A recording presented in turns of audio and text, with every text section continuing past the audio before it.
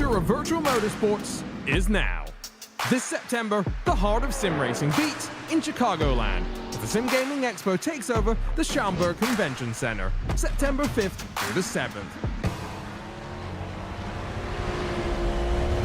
Go wheel to wheel in our competition area, test the latest gear, meet top brands, creators, and celebrate with fellow sim racing enthusiasts.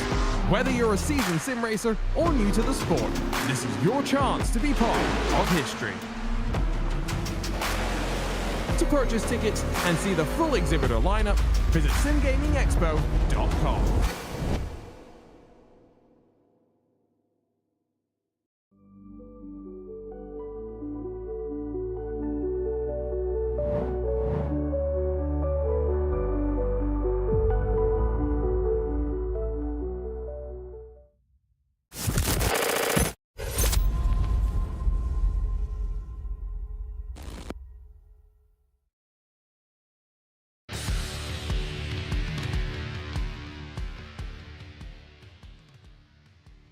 Live from iRacing's virtual Michigan International Speedway, we say good evening, sim racing fans, and welcome to Green Flag TV's coverage of the premier sim racing Sim Gaming Expo Truck Series. 8 races down, 1 to go on the season, and we're happy that you're dialed in with us once again on a Wednesday evening. Our producer, Dustin, Ollis, as always, Derrick Watson, and myself, Evan Posocco in the booth, want to welcome you to tonight's Ryan Newman and Associates at Remax Select 223. Well, the championship was already decided a week ago in the Music City. Nashville Richard Regan Jr. claimed victory, and the Gold Octopus Home Goods 188 secured the title, Derrick, but that does not mean that there is not still some things to fight for here tonight in the season finale from the Wolverine State. Yeah, welcome to the finale show, and a great race it's going to be. You're right. Let's take a look at the points and see. So as you said, Richard Regan, that's done. 348 points plus whatever tonight. Now remember, no one gets to drop points tonight, so whatever happens tonight, you just add tonight's points into the mix. But here we go. Holly and Lowendick, 9 points apart. Caitlin and Loving, 9 points apart. Baker and Sink, 11 points. In fact, Sink and Wilkie are tied for 7th with James O'Brien, Nathan Deering. So a lot of these points really could swap around. Who gets up on the podium of points, who gets to finish where in the season, still up for grabs. But then we look at the team points. These are a bit more decided. Let's take a look up top. Whataback Racing holds a pretty sizable lead, 619 to 554. That's over 60 points there. But then Regan Bogue is only a few points back from Solpeck, and Regan Pogue Green further back. And then from back there, look at that. Grinds and Regan Bogue Developmental tied for tonight. Miracle Flow, Gold Octopus, Rapid Theft, Tabe to Rasa. That bottom 8, 9, and 10 separated by 2 points. So although the title is done, Evan, a lot of small battles. So a lot of pride to be fought for across this big track. Yeah, and Season 2 going to be coming up in not that long from tonight, so there is no off-season slump, I think, for some of those driver and team battles that you pointed out. Maybe finding a good result here tonight in Michigan and winning whatever battle you're a part of can give you some momentum and some confidence as we look forward after tonight to Season 2. Well, as always, want to say thanks to the partners who make our broadcast possible, and it starts at the top with our friends at the Sim Gaming Expo. Get ready for the ultimate simulation gaming experience. The Sim Gaming Expo is bringing all genres of simulation and gaming technology under one roof. Join us September 5th through 7th in Chicagoland at the Schaumburg Convention Center to try out the latest gear from the biggest brands in the industry, meet your favorite streamers, and celebrate your passion for simulation with our incredible community. Don't miss out. Get your tickets now at SimGamingExpo.com and be a part of simulation gaming history. And in tonight's race, sponsor the Ryan Newman and Associates at Remax Select 223. At Ryan Newman and Associates, they are powered by Remax Select, and they help you find the perfect home, which should be an exciting and effortless process. Serving all of Michigan, their team delivers personalized, stress-free service for buyers and sellers at every stage. Are you looking beyond Michigan? Well, they can help connect you with the trusted real estate you want all across the United States.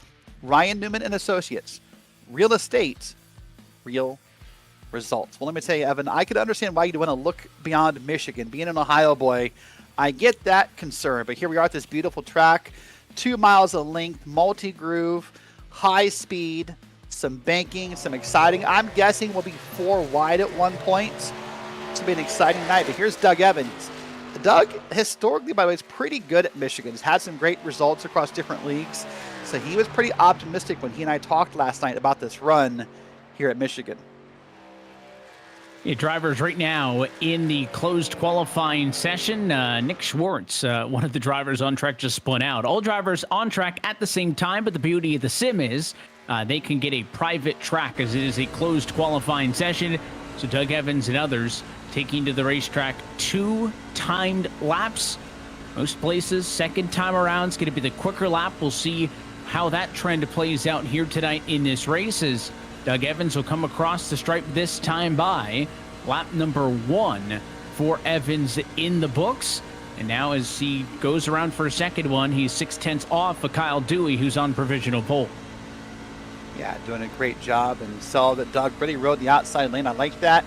Kind of reminded me of the old super speedway style qualifying where you're trying to ride that outside, get as much time as possible. You remember 47.88 in the bottom of your screen there. See if he can get a faster time this time by, and really all the way down to that yellow line. A lot of drivers told me tonight that bottom down there is super fun to drive down on the apron. I think this is going to be faster by a little. Oh, a lot. Actually, it puts him up on the podium. Yeah, big jump up for Evans. So a rough gain of nearly 0.8 of a second, I think. Evans lap over lap. His first Q time was a 40.7. It was a 40.0. So 7 full tenths of pickup is the difference between each driver's first lap and their second lap. Andrew Sharp, top of the board at the moment. Both of his laps are done by 1/100th of a second. He's atop Robert Barney right now, who's second fastest. Colton Lane sits third fastest. The 14 of Matt Gagnon. He is coming to the end of his warm-up lap to start right here, lap number 1. Remember, I talked last week with Matt and about Matt, talked about maybe that confidence. And he reached out post race and said, you know, he agreed. He recognized that was something he needed to work on. So all week long, he's really been trying to talk positive to himself about this race. In fact, we talked today. He said, hey, this is going to be great. It's going to go great. It's going to be fun. He didn't really say it in a sarcastic way, Evan. It sounded like in a way that he was almost trying to like manifest that mindset into existence. And so let's see tonight if Matt can make that happen. But I can tell you, he's in a positive mindset moving here. So we'll see when we get everything back updated here on the board. Here comes Matt around the line. And that's going to put him pretty far down, 21st on the board first time by, a 41.971. And if he can pick up about 0.7, a 49, 1 or 41.9 should say, if he could pick up those 40.2, right? Like, does that get him into a top 15 spot on speed? We'll see what Gagnon can do. Also, Steve Baker was the fastest truck in practice earlier today. His provisional lap time is a 40.5. Where does he jump up in the grand scheme of things as Matt Gagnon comes to the end of his second and final timed lap? Where does he go? Lowendick goes to the top of the board. Gagnon will jump up some. James O'Brien jumps up to third. So some big movers in the final 20 seconds now left in qualifying. Where do they all fall? Steve Baker, your best from practice, over top of Sharp, but only good enough for third. Richard Regan on screen here. He just threw down a lap. He threw down a 39.754. That's the new fastest lap. But that was a massive jump by Gagnon and others from first lap to second lap. And I think with that, qualifying is done. What a wild last 30 seconds that was, Evan. Yeah, it was crazy. A lot of these drivers waited until the final moments. But with that, qualifying is done. Let's go trackside. Take a look at your Profit Python starting grid. So it is the Regan Boga Motorsports Neon number 56 of Richard Regan Jr. searching for a 7th win in 9 starts this year. Going to be next to the Whataback Racing 13 of Ted Lowendick. They make up row number 1. P3 starter tonight. The number 2 truck is Steve Baker. He's next to the 24 of Andrew Sharp, who starts in 4th. P5 on the grid, the Team Hype 38 of James O'Brien. P6 started the Solpec Precision Racing 62 of Mark Kalin. Back on row number 4, 7th place starter, the 63 of Drew Wilkie. He's next to the Regan Vogue Developmental 26 of Robert Barney. And through your top 10, inside of row number 5, the 51 of Jeff Evans for Miracle Flow Motorsports. To his outside, the Regan Vogue Neon number 4, that's Reese Vogue. By the way, these drivers are all still within a 10th of that pole time. Keep that in mind here. We got Steve Loving on the outside, or on the inside there in 27. And then he's going to have next to him Colton Lane. Then we'll go ahead and we're going to skip through the grid here as we had a little bit of a graphical glitch here. Just give us a second. We'll keep going down the grid here. We got Matt Gagnon at 13th with Dustin Bumgarner in P14. Bradley Holly and Jacob Dunn make up row number 8, 15th, and 16th. James Morgan, part of Tabula Rasa Esports, in 17th with Mike Toomer Jr. back in P18. 19th and 20th, Zachary Burt and Jacob Watson. That brings us to the halfway point where you'll find Doug Evans rolling from the number 21 position and Blaine Adams in 22nd. Kyle Dewey starts 23rd tonight. Matt Scherf in 24th. Nicholas Hunter and Zachary Williams 25th and 26th position. 27th on the grid is Brian Tope. The 71 truck is Stacy Hunter. And then the final truck with the time to qualifying to Nicholas Schwartz. It'll put provisionals to Brandon Walter starting 30th, Brett Adams 31st, Thomas Think in 32nd, Evan Williams 33rd, and Nick Seraph in the number 34 position. It is a look top to bottom at your Profit Python starting grid. Profit Python, every second counts on the track and in the world of deals. That's the edge Profit Python delivers. It's the ultimate Discord for deal hunters and side hustlers with lightning fast alerts on price drops, secret sales, and hidden jackpots before the rest of the world catches on. The race to profit is on. Scan the QR code to join. Profit Python, strike fast, profit faster. Well, we get set for this race, as always, Derrick, drivers versus the clock here in the 2-mile D-shaped oval at MIS. Yeah, great race tonight. But before we can look ahead to tonight, let's look back really quickly, Evan, at last week. Remember that 75-minute race at Nashville Superspeedway? Won by Richard Regan Jr., his 5th win of the season. But look at some of these beautiful sights that Mr. Hedge was able to capture as these pictures will begin to cycle. In just a moment, you see pictures of the full grid. And look at that, just beautiful shots, high visibility, beautiful paint schemes, and much, much more. So keep in mind real quick for Mr. Hedge, the sim racing is full of unforgettable moments, and Mr. Hedge will help you capture them all. Visit mrhedge.co.uk to get the best moments in focus from your iRacing career. And let's see what happens tonight in the season finale. Here we go. Let's go racing in Michigan.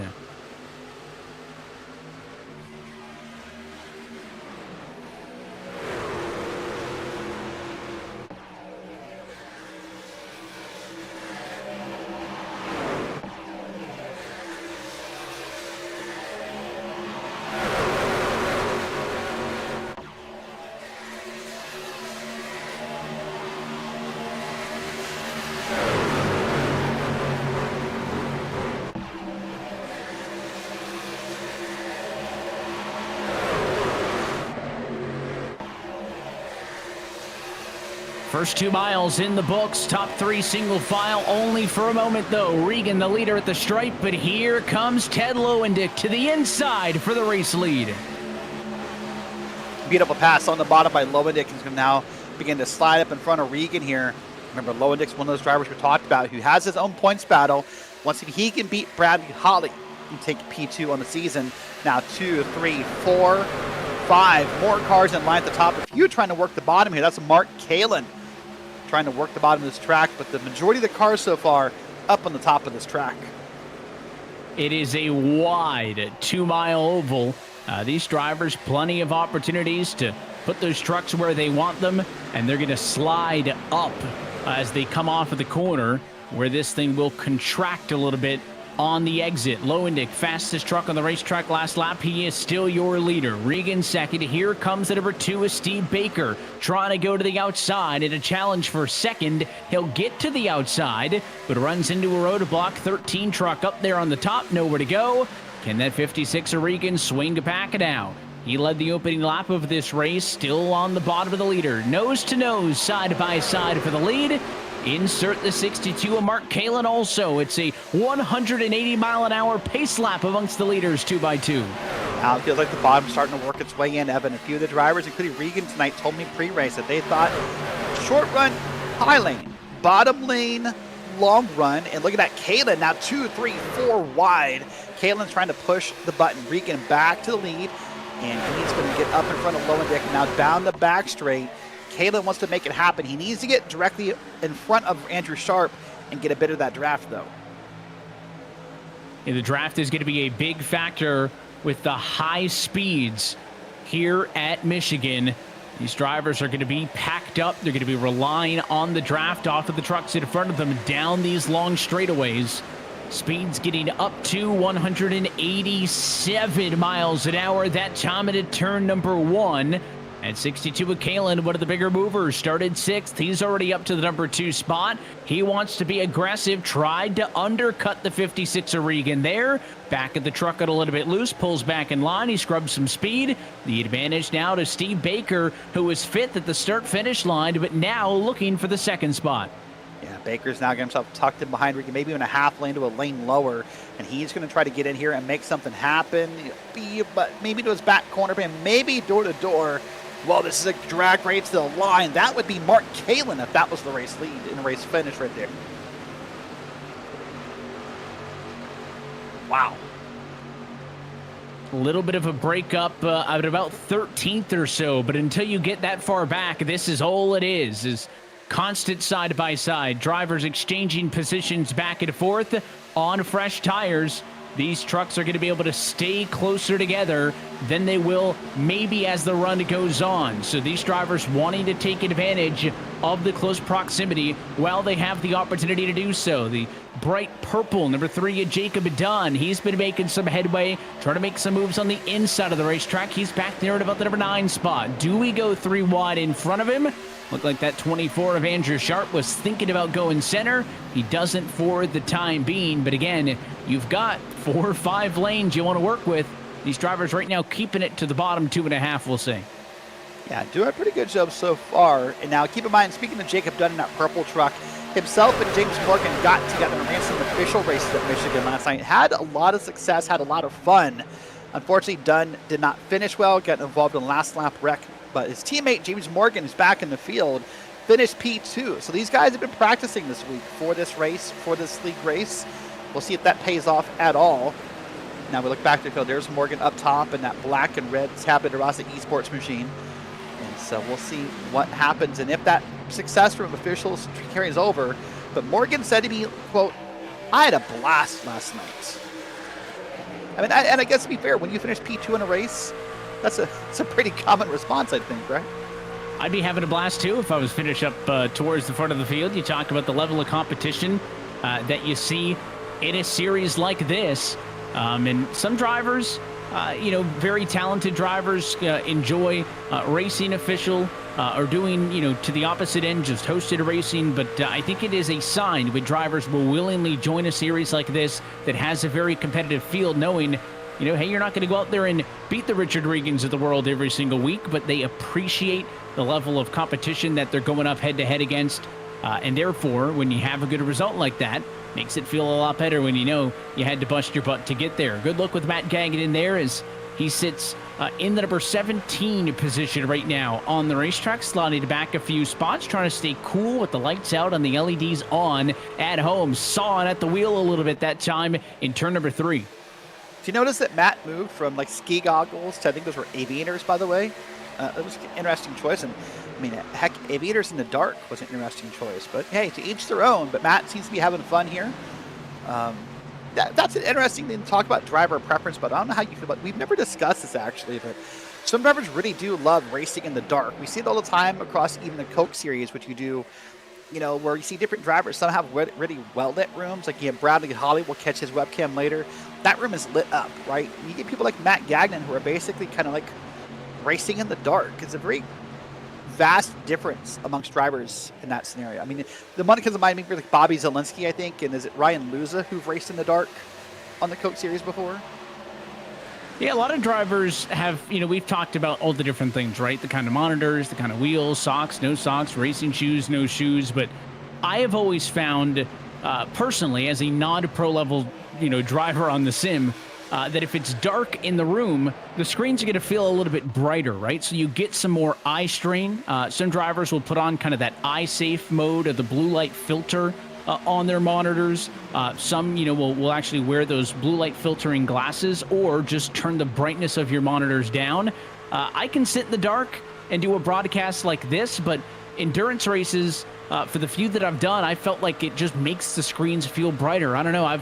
If I'm racing a long race, and these are 75-minute sprints, so that's a factor too, but I tend to be a lights-on kind of guy. Yeah, it's interesting to talk about endurance racing, Evan, because there's two things that come to mind. One is that there's a lot of drivers, who want to turn their screens up to kind of get that little sneaky advantage because, this weekend the iRacing service will be doing the 24 hours in Nürburgring. Let's watch graph here real quick. Whoa, that truck wiggles. My gosh.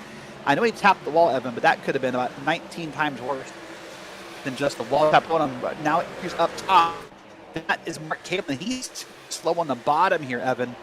I'm not sure if he maybe got loose in the corner and had to save it, but I mean, look at all those cars passing right on by.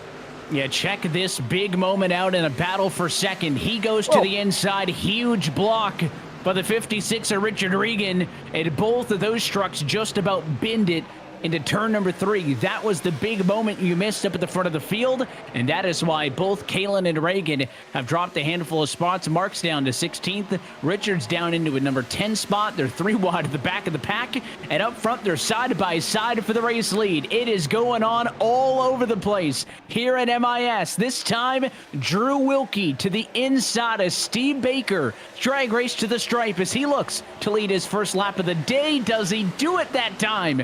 Dead heat. Baker got it by 1/1000th on the outside. And this is kind of a cool bookend of the season right here, Evans. I remember thinking back when we did race 1 of the season back at Talladega that I thought Wilkie really had a strong run. It was a name that really stood out to me. I believe finished on the podium back in race 1. So to see Wilkie up here at the end, or at the last race of the season, feel like a pretty cool bookend. Not the greatest of the middle of the season for Wilkie, but we'll see how it goes. Here's the Kalen replay again. Watch this here. That's Richard Regan Jr. up ahead of him, and Mark goes to go low. This taps Regan, and boy, I talked about a massive save for the back a second for Saraf. That save for Richard Regan is maybe not even human with what kind of skill that took.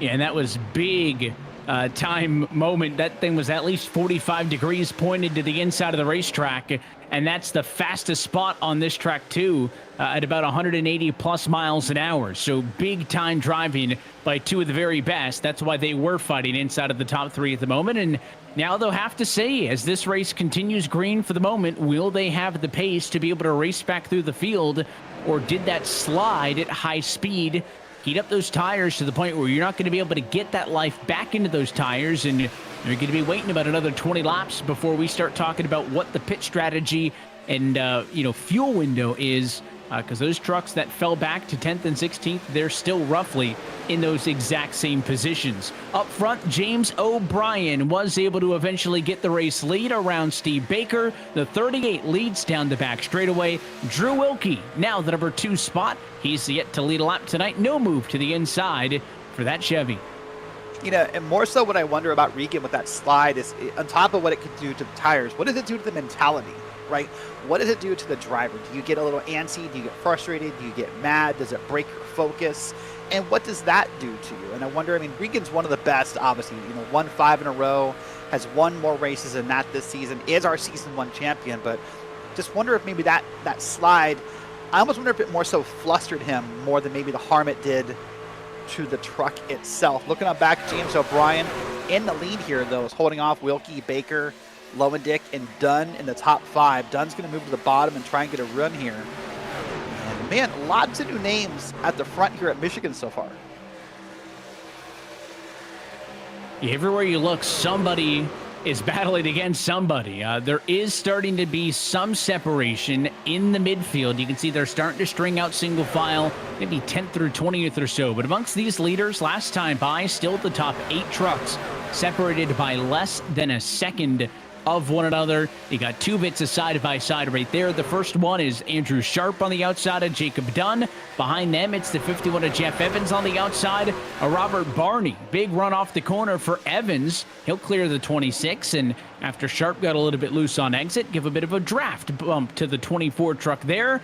Pushes him into turn 3, and that's going to put Andrew Sharp, though, way up the hill. Haven't seen anybody go that high yet, and maybe too high as it allows Dunn to stay even. Yeah, great job by Dunn. A pretty cool Tabula Rasa Esports connection here. Andrew Sharp, as actually, I guess you could say he's going to retain this title. Last year, Sharp joined up with Tabula Rasa Esports and won the 24 Hours of Nürburgring in the GR86. And there is no GR86 in the race this year. So I guess you could say that Sharp and Nicholas Lacoste and the others are going to, I guess, kind of retire champions, because if there's no one to beat them, I guess they're at least reigning champions still, right? Still counts. Defending champs, counts. reigning champs. I would ride that title as long as I could. Yeah, to say, hey, if you're Andrew Sharp, you never want them to run the 86s again. Then no one could say you lost your title. The forever champ. There you go. But Sharp doing a good job. Sharp's another name up here in the top 5 who really has had a struggle of a season and just had a hard season, has not been up here. You know, in previous leagues and previous runnings, we've seen Sharp do well and win some races, but he's just really had a hard time. And, you know, at times when he and I have talked, it just doesn't feel like the same guy. And I think it's just maybe not enough time to practice or enough time to focus. I don't know, but I'm happy to see him up in the top 5. Here's Scherf, by the way. Matt Scherf, he's down in the bottom of the track. I believe he tagged the wall. Watch this replay here. The 43 truck. On the inside of Evan Williams, but we got wildly loose. Ooh, Jacob Watson almost became an innocent victim and something he didn't see coming. That was pucker time for Jacob Watson in the 9, because they were 2 and 3 wide behind where that truck got loose. And if that machine of Scherf came up the hill at all, it was going to be quite the body check coming to the way of the 9 car. So Watson very appreciative of the save. I'm sure Scherf is pretty happy about it too, because he keeps his truck on the racetrack. But again, another near moment, but not one that brings out a yellow. We stay green now through the first 15 minutes, 20 laps in the books. Here at MIS, we're starting to see these drivers get looser and looser as these tires begin to wear. For your leader, James O'Brien, his fastest lap of the race was a 40.2. That happened on lap number 3. His last lap was a 41.3. You're already looking at 1.1 seconds of fall off as these tires wear and the grip begins to drop away. By the way, here's a pretty familiar sighting. Bradley Holly and Jacob Dunn running together at times this season. It feels like they've always kind of found a way by each other. And, you know, again, Holly's going to try and make that move on the inside. And here he goes to the bottom in 3 and 4. I'm just going to say in the middle. Kind of forced Dunn up a little bit. Dunn, if he doesn't slide the wall there, will come awfully darn close. And then Holly drives right on by. I think he did get in the wall there. I mean, hard to tell from the camera shot. There's James Morgan going to the bottom. There is Reese Bogue going to the bottom. Bogue, another driver who would love to finish his season strong. Has had a couple highlights, had a couple lowlights, and would love to put a positive ending to season 1. Yeah, that 3 did kind of get stuck in the wall. Wasn't that big of a hit, and he almost wrecked it there at the right-hand side of that shot as he tried to turn down and under the 27 of Loving. So these trucks, again, becoming more and more of a handful with each passing lap. You're not missing anything up front. O'Brien's advantage now at a race high, 0.7 of a second. He is enjoying some elbow room, unlike what's happening here in the midfield. That's the 4 Reese Bogue on the bottom. Pretty much the only driver pinned down to the inside in this group. Look at that. There's 5-6 trucks to his outside, all lined up in a row. What can he do on the bottom? Well, he's got the shorter way through the corner. Can he pull up and finish the move on the 12? Yes, he does. Bogue takes the shortcut, slides up to seal it off. It's a nice pass for the number 4 of Race Bogue. Move him up into the number 10 position. He is now back where he started this race after losing some spots earlier. And behind them, let's go 3 wide. Nick Hunter in the middle. To the outside is Zachary Burnt. And on the bottom, the number 42 of Mike Toomer Jr. So all kinds of action. This is back in the 20s, some 7 seconds behind your race leaders. He'll sizzle back down to single file. Regan also back here. We've talked about the struggles for the 56 after the near wreck. That truck has just continued to fall down the board, obviously struggling with the tires. He did not get any physical damage on that car, but the big slide, I think, took all the available tire life out of those Goodyear Eagles, and unfortunately for him, he is going to need to wait to the pit cycle to get those replaced. Could make for a very exciting second half of the race, though, as we go on board. It's Nicholas Schwartz. Yeah, look at this. One of our Miracle Flow drivers right here, Nicholas Schwartz, with that sort of that aqua green, if you want to call it that, almost a seafoam green on Schwartz's truck here. And look, he's just kind of riding behind. He's got Doug Evans up on top, another one of those Miracle Flow drivers. So, and watch the speeds here. Really, you stay pretty consistent. Dropping about 15 miles an hour through the corners. Right about here, he's back on the pedal.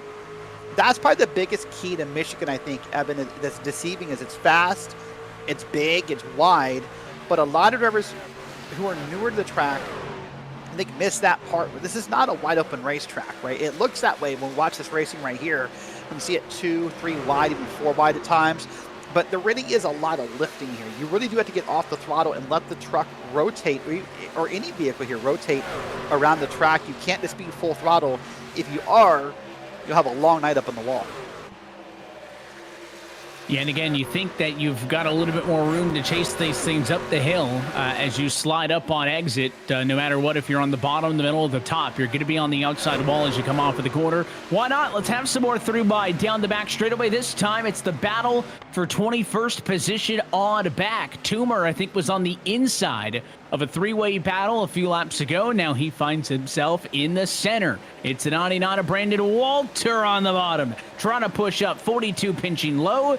He'll have to drop back, take the L in that, and Nicholas Hunter, unproblematic, just wound it up on the outside, carried the speed on exit, showing that the top may still be the place to be. Look at this. You've got at least 8 trucks in frame there. That's less than a half a second between them. Yeah, it's a great shot right there. And to come back to that talk about the corners, though, I mean, I say only as if it's not a lot, but only 18 degrees of banking as Evan Williams has shot down the 5 degrees of banking down the back straight at that little bit of contact there. But my point was going to be that 18 degrees of banking in the corner, it's not that much, right? That's what allows you to have to get off the throttle here, and you can't hold it wide open like a Daytona or a Talladega or other tracks you visit. So again, wide open, wide track, not wide open, but wide track, full of lanes, full of grooves. But throttle control and maybe a little bit of trail braking to help rotate that car are very, very important here as this run goes on. Here's Mike Toomer Jr. now. By the way, he's up top of Brandon Walter. And he's now going to ride behind him. By the way, remember we mentioned towards the end of Walter's run last week, it's kind of a joke. His team, I believe, on the other side of the car, I'm not sure we'll see it from a camera shot, has put a flip counter on the side of that car right up against the door. So he has little emblems of some kind on the side of that car for how many times he's flipped that truck during a league race this year, Evan. Not really a thing you want to track, I wouldn't think, right? There are certainly better things that I would like to tally up on the race car. The first thing that comes to mind is the race winner stickers. If they were adding those on Richard's truck, they'd be running out of room pretty quickly. So if you're Brandon Walter, maybe that's a little bit of extra motivation to not have to add to that tally. Michigan's a track where you can get in some big accidents. And again, we've had some close calls tonight. Give credit to the drivers for being able to bring these trucks back from the brink when they have maybe just tiptoed over that line a little bit. But again, as we get longer into the run, the trucks are going to handle worse and worse and worse. So when you see these pockets of 3-4 cars still wanting to push it 3 wide, get a little bit nervous. That kind of feels like only a matter of time where one of those big slides is going to come when there's a truck on your door. We've seen a couple of big slides, and they've been great saves. You've got the real estate to catch it and try again, but you get a big slide like that in a 2 wide battle, even a 3 wide battle, there is no opportunity to do so. And that's what you want to be worried about now, is controlling the controllables. Do not overstep the boundary, as we are maybe approaching the pit stop window. 31 laps have been completed in the 22 minutes of race time that has happened thus far. Derrick, we were chatting briefly pre-race about maybe what that fuel number was, and hypothesized it maybe somewhere in the range of 35 plus. Yeah, 35 was the number I got from a couple of drivers. So, of course, this is a track where high lane and low lane running could probably affect that, I would think, by a lap or two. Maybe not any more than that, but if you're ready to do pit stops and watch them, they're not too far away. Well, listen, if you think this looks exciting, if you think, hey, I want to race in that league, or hey, I want to race with those guys, well, join the PSR Discord. Join by scanning the QR code on your screen and join in the Discord. Signups start soon. The new league, by the way, new season, only 2 weeks away. We're going to get one off week next week for update week for week 13 week, and we start again in 2 weeks at Poconos. Please scan the QR code, join the Discord, and you will be notified when signups for season 2 are open. Well, Evan, in some ways, it's almost sad this is the finale for season 1, because it feels like this is, in some ways, the best or the most exciting racing we've seen in a few weeks here. We're now, knock on wood, 23-ish minutes into this race. We're green flag racing. As you said, we've seen lots of battles. We've seen some door bangs, a little bit of slides. We've seen some slide jobs for passing for the lead as we get right there next to Jeff Evans by Reese Bogue. These guys have raced hard all season long, by the way. And Jeff, that's a new paint for Jeff, by the way. Look at that. Look at that. It's like a tiger stripe with the that seafoam green and the Miracle Flow logo on the hood. It's given Miami Vice colors, right? With you mentioned the seafoam green and the pink with the tiger stripe pattern.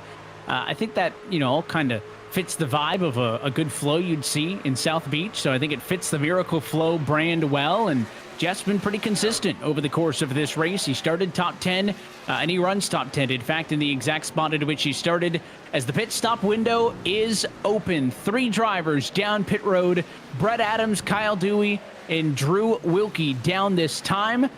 It is exactly 35 laps in, a little bit too deep in the box that time, though. That will cost Wilkie about a second and a half.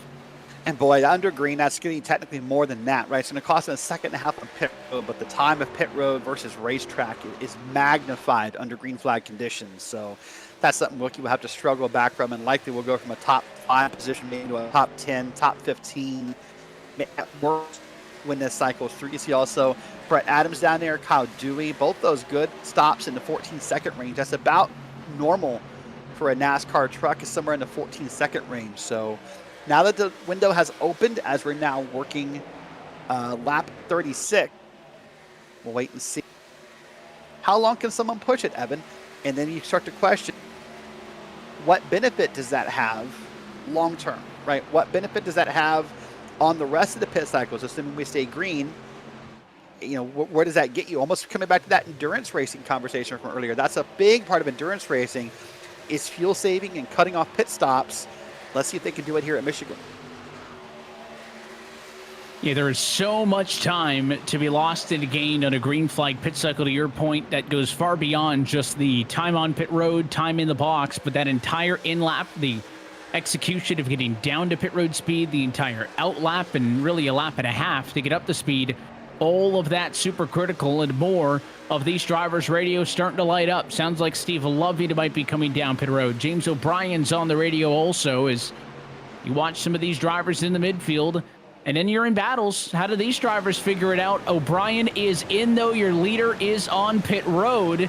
And the 38 truck was all kinds of squirrely, but I think he got it down to speed in time.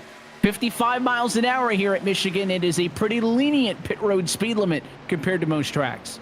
Yeah, that's one of the faster ones on the service, next to the super speedways. Watch it again here.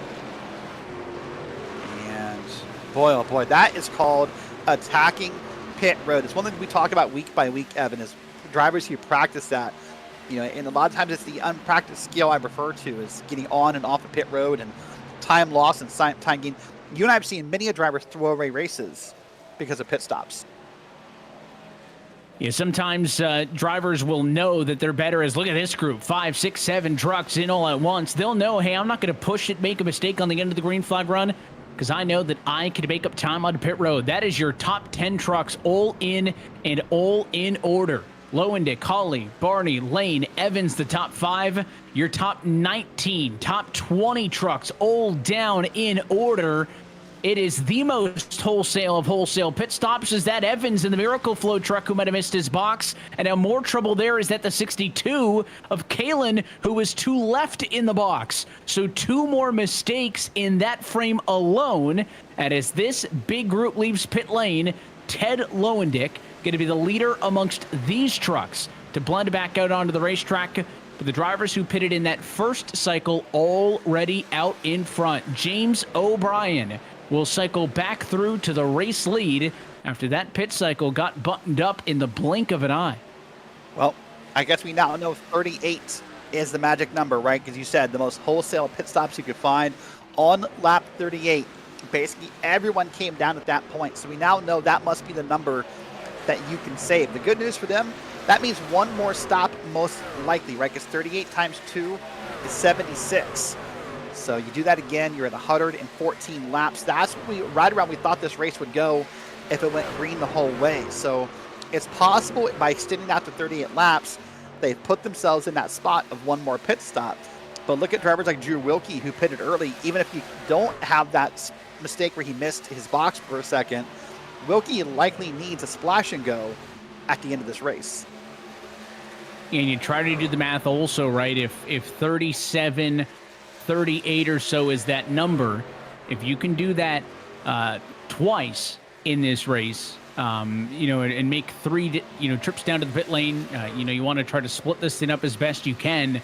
If you match that number again, come down pit road for a second time, and that's your number. Say 37's the max. That gets you to about 111 laps of total track time allotted, but I know it's not exact, right? We're going to based on the clock, not a lap counter, but when we drop the green flag, my timing and scoring was estimating 117 laps. So if that's the case, you talk about, coming in and taking a splash. If 117 is the number, you'd have to hit 38 or 39, and there were almost no trucks, if any, who did that on this cycle. So that would make things really interesting, and those things will come more into focus as you look forward to the next cycle of green flag pit stops if we can stay green. Well, I think you'll start to see who thinks they have the confidence of make that happen based on who wants to run, like this right here. So here's Bradley Holly up top. There's Reese Bogue, there's Robert Barney, but none of these guys are already in line. And that brings in the in-line part because that draft will save you fuel. That draft will help you cut some laps into that fuel run. Look at this, is a different side of it. There's James O'Brien, there's Drew Wilkie, there's another truck on behind them. I believe it's Steve Baker.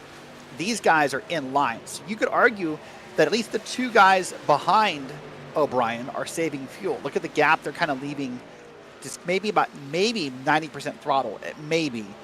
So they could save a little bit more fuel. They have odds of doing it maybe an extra lap on top of those trucks we saw behind who weren't even close to inline. But boy, look at this gap they have, by the way. It's also we're talking about.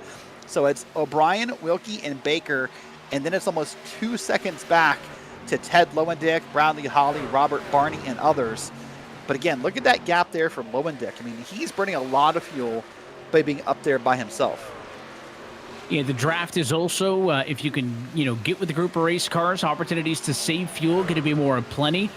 You've seen these top 3 trucks broken away. Now, James O'Brien had a bigger advantage than this when the pit cycle opened.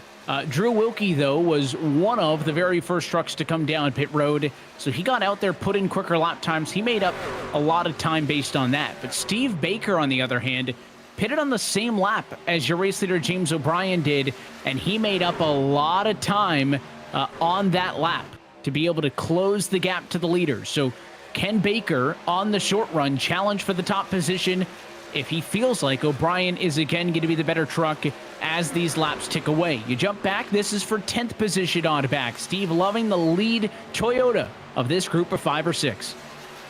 Yeah, doing a great job. There's Matt Gagnon in that group. There's Jacob Dunn, that purple. Colton Lane back there in the old Valvoline scheme. So a lot of drivers here. Dunn's going to try and work the bottom. and get around Gagnon. See if he completes that pass. He will slide on up. Almost. Thought he was going to get him, and then there turned to be another truck in the way. So now here's the move for the lead. This is Steve Baker going around James O'Brien. And I'm going to say this, Evan. We talked about fuel saving. We talked about drafting. I'm not convinced, with all due respect to Steve Baker, that he passed O'Brien, or maybe he did, because I thought maybe O'Brien was going to lay back and ride in second and save some fuel, but never mind. Here goes O'Brien back to the lead.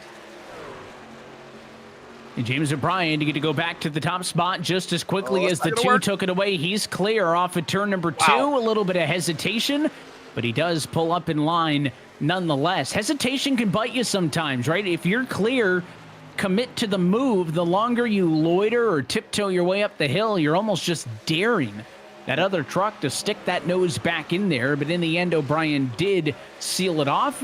He's able to go back to the number 1 position as he reestablishes himself as our race leader here in Michigan once more. And credit to Wilkie here. Remember, Wilkie's on slightly older tires than those top 3, so he's having to do this with a little bit less. Impressive what he's been able to do. Back here in the number 10 spot, Steve Loving under fire as we check back in. It's the number 3 of Jacob Dunn on the bottom. It's the number 14 of Matt Gagnon on his bumper.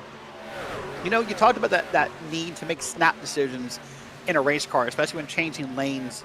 And I wonder, Evan, if that's maybe the biggest difference between sim racing or racing in general versus being a daily driver, right? Is I wonder if that idea, typically when you're on the highway, you're on the road, you kind of want to, use your signal, you want to make your move known, you want to kind of gradually make it, and, be polite, but you can't do that in racing, right? You have to really, as you said, snap those lane moves. You have to get up there quick and assert yourself before someone closes the door. And I wonder if maybe that is the biggest. I mean, obviously the speeds are different, right?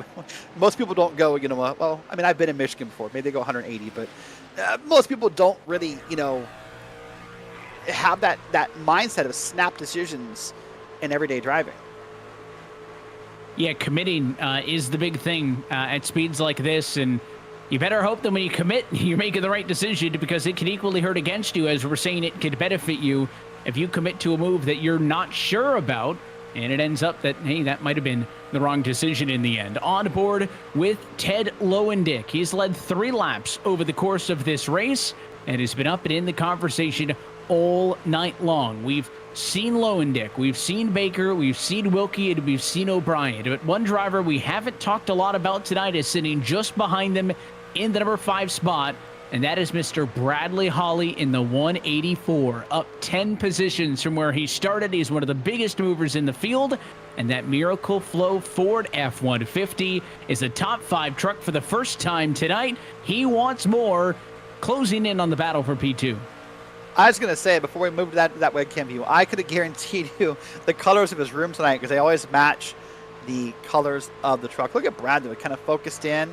Very gentle wheel movements, a little bit of fighting towards the middle of the corner, but it's going to, a lot of fighting out of the corner, actually, and doing a pretty solid job. Now, Brad's wearing that webcam on his head. That gives us this view right here, so we kind of get our own little driver's eye of what Brad sees right through the iRacing service and the iRacing software.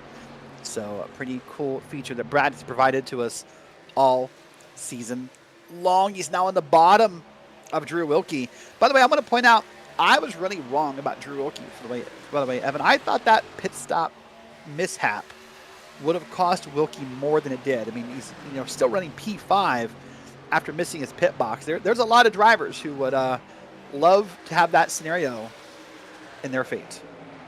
Yeah, it's pretty surprising. His total time on pit road, 39.9.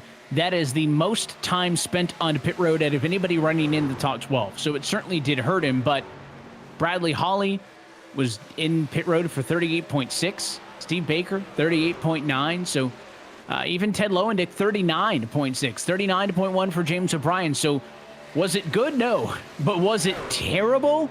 Also no, right? Some drivers, when that mistake happens, it kind of startles them, right? It catches them off guard. They fumble a little bit in terms of trying to get the truck in reverse or get the truck repositioned, and that wasn't the case. Made the mistake, but corrected it quickly, did damage limitation. If he had hesitated for another second, he could be back in that next group of trucks or the third group of trucks, right? but the fact that he's able to stay with the leader is big, and that's all based on how quick he was able to recover. Yeah, so a great run by Wilkie. Again, I'm surprised pleasantly that he's up there where he is, given that pit road mishap, but a great run here. So it's O'Brien, Lowendick, Baker, Holly, Robert, Barney, your top 5. Great solid run here. And I'm pretty sure this is, if not the first time, at least the most consistently we've seen James O'Brien running up front all season long so far. O'Brien's had a lot of success previously in different leagues, mostly from what I've seen personally in the NASCAR Next Gen Cup car. I guess now we can finally call it the Gen 7. It kind of feels kind of weird to call it the Next Gen ever since it's been out for so long, but that's still the nickname people have for it. But doing a great job here. I have to say, at Michigan, right, the home of the former national champions. I heard there were some signs in the crowd, Evan, but they got stolen. You know what I mean? That's right, the home of the 4 times consecutive winners of the game in the great state of Michigan. It's a beautiful racetrack. It's a beautiful part of the country. I have good memories going to this racetrack back in the day. My cousin's Jeep breaking down on the way home and us being stuck at a Hooters for 3 hours. Those are stories for other times. Stuck. Yeah, stuck. But, poor guy. But it's a fun racetrack. I remember last time I was here for a cup race was back when they were ripping 220 into turn number 1, and you don't get that anymore. Okay, let's do this. We have a moment in the race here. How would you explain the weirdest thing ever to me? A Michigan left to somebody. What the hell is that? I went and visited my family in Michigan about a year and a half ago for Christmas, and I had to learn what a Michigan left was. That is the most obnoxiously awkward thing I've ever seen. So it's just an indirect turn, though. I mean, it's in the middle of the road. Yeah, well, because there's a gap in between the 2 roads. So you can't, yes, the intersection is incorrectly built, right? You can't just go through the intersection or turn left at the intersection because of a divided freeway. So instead of going left across the oncoming traffic and kind of, people kind of park in the median, right? The double turn lane or in the middle of nowhere. And you got cars parked out there, like people come and camp out at the racetrack days in advance. You just don't have to do that. It's not too dissimilar to the Texas freeway U-turns, right? You get off a freeway in Texas, they got the left turn lane and the U-turn left turn lane. I think it's kind of the same thing. Yeah, post-race, if the viewers out there have never seen a Michigan left before, you should Google it. It's a wild experience if you've never seen one before. It's much different than maybe what you're used to. But what we're getting used to lap by lap is James O'Brien leading this race. He's got Ted Lowendick, the Ohio native, the Buckeye, Ted Lowendick, trying to come up here and dominate. And now the race has finally calmed down. Remember, for a while, Evan, we were 2, 3, 4 wide. But now as we look back to the field, to seeing more and more single-file racing. So I don't know if the race has calmed down because tires have worn off, or if now the drivers have decided, hey, let's see what we got, and we'll pick it back up later. Let's put it on pause. Let's resume it at the end of the race and make sure we can get to the end of the race. I don't know which is true in this moment. Yeah, there may have been some lessons learned too, right? Based on the first run. Drivers who felt like, hey, maybe they had burned their stuff up a little bit too quickly. They're going to take those lessons learned and to be a little bit more conservative. I mean, there's no doubt that, if you just ride behind somebody, take the toe off of them and save some fuel, your truck's going to last longer and it's going to keep tires longer than if you wanted to go side by side and try to make a pass every single lap. So I think there is those moments early in the race, right off the initial start. You want to get passes. You want to make those moves.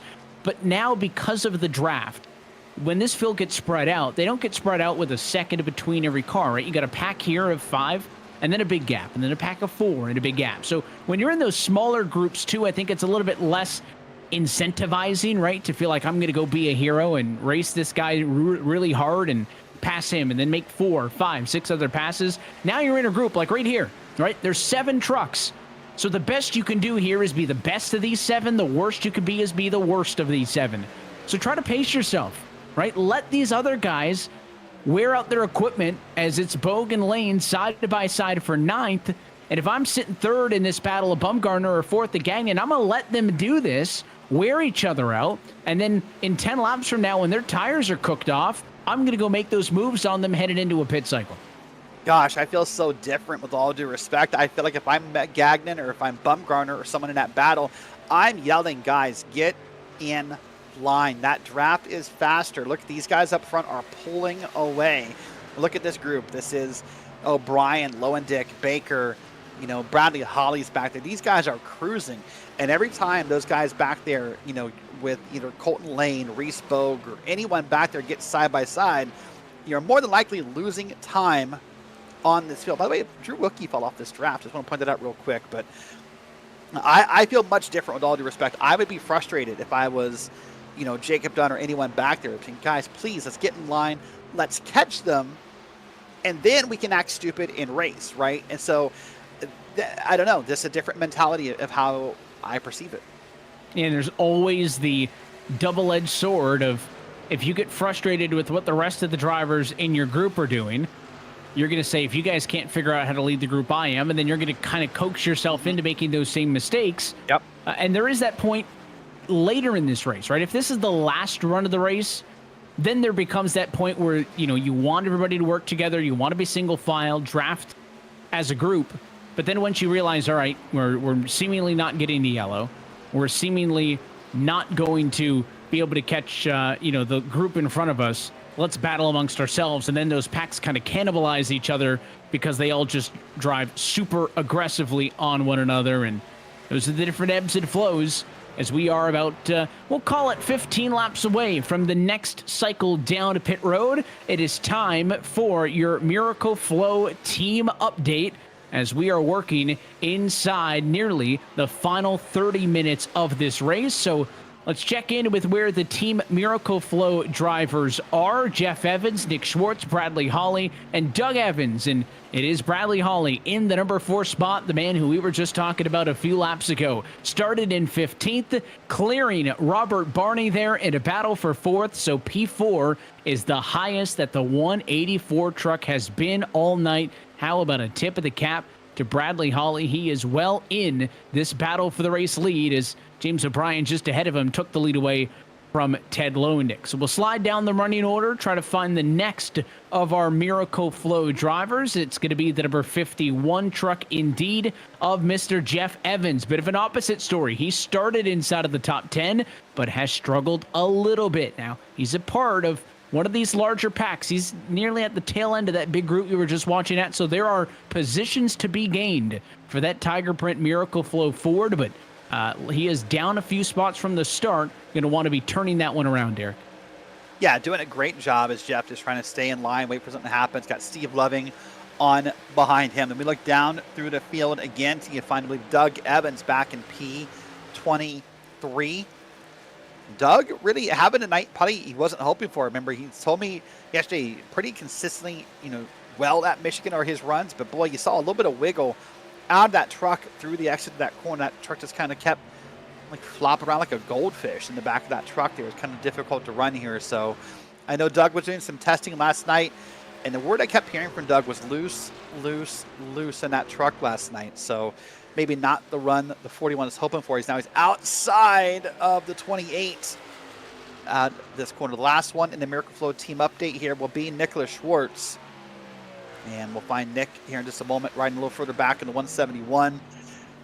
He is riding back here and having just a rough night, pretty quiet night back behind Evan Williams back in 26. And so this not the night Nick is hoping for. This has been your Team Miracle Flow team update. Founded in Rochester, New York in 2015, Miracle Flow was created to elevate both your look and your lifestyle. They're made in USA, and they're crafted for real performance. It's trusted by those who show up ready, whether it's to game with the boys or for a night out on the town. No shortcuts, no gimmicks, just results. Miracle Flow, because your flow isn't just style, it's a statement. Well, boy, Evan, lots of statements being made tonight across the field with drivers up and down the field. Steve Baker's trying to make a statement by getting in front of and staying in front of Bradley Holly. But the statement right now is our new leader, Ted Lowendick. He wants to see if he can win yet again in the Premier Sim Racing SimGamingExpo Truck Series in Season 1. Ted Lowendick would love to end the season with a victory. Join the list of the likes of Mark Kalin, Richard Regan Jr., and Steve Loving, the 30 different drivers who have been able to find victory lanes so far this season. James O'Brien in that same boat will not go away. The Team Hype Chevrolet lost the lead a few laps ago, and there is a caution for the first time tonight. Nick Seraph spinning on the back straightaway, maybe involved with Zachary Williams, who you just saw was slow in the Napa machine, but something happened for Nick and the number 67 truck, and now this completely changes the strategy. Let's see what happened. Taking a look here, and Seraph just got maybe into the wall, wiggled off, and got in the back. His backing got in the front of Zach Williams, and around he went down the track. Caution is out. Well, you're right. This does change things. He's run about 30 laps into the run, Evan. So this is going to be breaking up that stop cycle we talked and hypothesized about. Watch it one more time. Here's Seraph. Zach Williams lifting through the corner. Not a surprise there. I've talked about that at Michigan. Going to come up out of the corner. Watch Seraph off the wall. Already loose. And he's got a choice there, right? He sees the 67 getting loose. And I mentioned it before, We've seen a couple drivers get loose, right? And we've been able to get away with it. But if that happens when you're too wide, you don't have the space. If that is not a side-by-side moment, I can't guarantee it, right? But you've got a heck of a lot better chance of saving that truck. And if that happens maybe 10 laps into the race, maybe you check up, right? But if I see that truck getting loose, I'm not cutting under him on corner exit there. Yeah, no, maybe you lift, maybe you're hoping he's just going to throw the truck up in the wall and not correct it that way. Who knows? Many impossible outcomes, but I agree with you there. Maybe avoidable in that moment. But here we come down pit road. All lead lap cars down. So Lowendick, O'Brien, Baker, Holly, Barney, and more down pit road. So they're all in for service. It'll be wholesale pit stops. Is it on the edge of the fuel window to be able to go to the end of the race with this pit stop? We've seen a cycle under green. Now you really have to execute under yellow, and it's a big mistake for Ted Lowendick. Goes way too deep in the box, puts it in reverse, and how many positions will this cost your leader? Regan pulls into pit stall number 1 as your pole sitter, but off of pit road, a handful of trucks going to get out in front of Lowendick. He'll go 3 wide on the exit, as it'll be Steve Baker off first, O'Brien second, Holly third, Barney fourth, Wilkie fifth. A disaster. There it is again. Boy, and it's almost weirdly ironic, isn't it? We talked about that mistake Wilkie had earlier on pit road under green, how big of an impact we thought that would be. But possibly under yellow, it's worse because everyone was on pit road with him. Everyone jumped him in positions. And everyone, it feels like, went right on by. Well, here is Steve Baker coming around to catch the pace car. He is the race leader.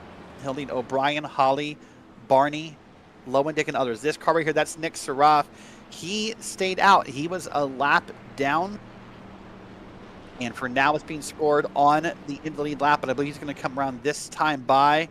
I wonder if maybe he was just going to try and stay out, Evan, and stay on the lead lap. But nope. Here he comes down pit road.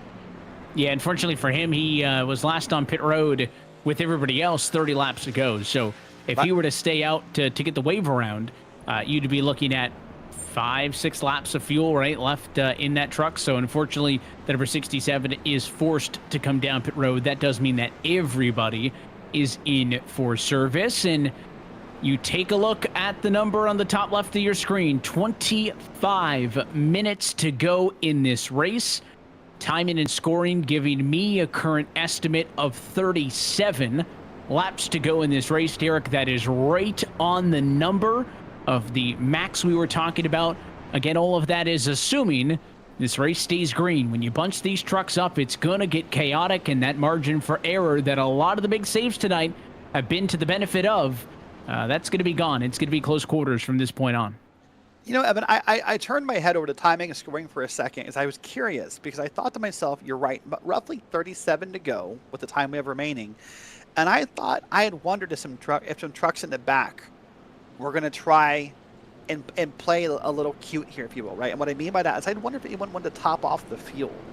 When you're that close, every iota of fuel must matter in this truck, right? It helps bring confidence in how far you can push this truck if we stay green. So I'm surprised nobody that I can see other than Nick Seraph was on pit road that time by. If I was someone in the back, if I was Stacy Hunter, Richard Regan Jr., Jacob Watson, Brian Tope in the back of the field, why not try something different? Yeah, no reason to argue that, but Seraph going to be the only driver to be down pit road with a lap of difference. So here we go. 23 minutes left on the clock. Green flag is back in the air. It's a great restart for Steve Baker. The 2 truck up through the gears leads to turn 1. There's Bradley Holly finding his way to the front. Seems like he always does. Up in P2. He's going to ride behind Baker. Going to keep O'Brien, Barney, Lowendick, and others at bay. Remember, a story here to follow is the points battle between Lowendick and Holly. That's still a live battle, as well as many others. So, and while we agreed that Richard Regan has won the season, remember, still lots of points to be decided across the season standings. 3 wide, several rows deep as they race off at turn number 4. This time by an estimated 33 laps to go. That would suggest that we can make it to the end with the fuel that's on board, but can we hold it together for another green flag run? And how about Bradley Holly? We highlighted when he got to 5th, but he got to 4th. Well, now he's knocking on the doorstep for the race lead. Jeff Evans trying to pick up spots. We talked about he having slid back a few. He's 3 wide, tail end of the top 10, trying to get a little bit more. Spinner in turn 3. Wilkie in front of the field. Steve Loving's involved. Several more drivers for caution number 2. I saw one of the Adams trucks up in the wall, caught in that as well as a couple others. So be a caution. This will steal the deal now for sure. We make it on fuel. Wait and see what happens as there's the 32 getting it righted around and pointed the right way. And watch this here. Watch me. Look at the top of your screen. That's Drew Wilkie right there in front of James Morgan. And maybe a small bump from Morgan. Goes around. Oh, boy. James Morgan just barely sneaks on through there as 1, 2, 3 trucks. Nick Hunter, I think, checked up just in time maybe. But at least a 3-truck incident here. What about 21 and a half minutes to go? Well, the whole point of the caveat was that you get late race cautions and restarts. You don't tend to be able to go green all the way again. Here's the second look on board. Nothing for that Microsoft truck to do. Is that truck was sideways in the middle of the road. You go high, there's more trucks. You go low, there's more trucks. Really, the only end result is the contact there, and that's the challenge of a late race restart when you're stuck in the middle of the field. Now, what late race cautions can do is a bit twofold, right? Number one is, well, drivers are going to save fuel under the caution flag. It does not take as much fuel to pace around any racetrack as it does to go under green. So you argue the more yellows you have, the more everybody is certain on their fuel number. Here may be the alternate, though, right? A lot of these trucks involved in the accident, so they're certainly coming down for repairs. But eventually, there will be some drivers who don't want to have to worry about that conservation, and they're going to stay, or they're going to come down pit road, top off, be 100% certain on fuel. I think this is a bit of an easier choice because we're 5 laps removed from a pit stop, Derrick. But what happens if we get another caution in 10 minutes from now, right? And then you're at the point where, all right, 2 yellows guarantees that everybody's going to be good on fuel, but you've been driving on those tires for 10 laps or so, right? That's when these decisions will get interesting. Yeah, it's about making the right pit stop in the right moment. Now, the argument for pitting here, you're right, only 5 laps or so, and really only about one, maybe half a lap, 3/4 of a lap under green, is if I pit here and I put tires on, then we caution 10 laps from now, I'm going to cycle to the front while those guys cycle to the back, right? And so there's this sort of merry-go-round style of rotation that's going to happen as different pit stops happen. Now, again, Blaine Adams, Matt Gagnon, Steve Loving, Drew Wilkie, these trucks on pit road are all there because they were involved in that incident we just saw. So there's no, I guess I'll say, advantage to those drivers, right? I mean, obviously they're going to get that here. Well, I'll tell you what, while we are under caution, let's take a moment. Let's go side by side and go ahead and thank another one of our sponsors, CT and NB1.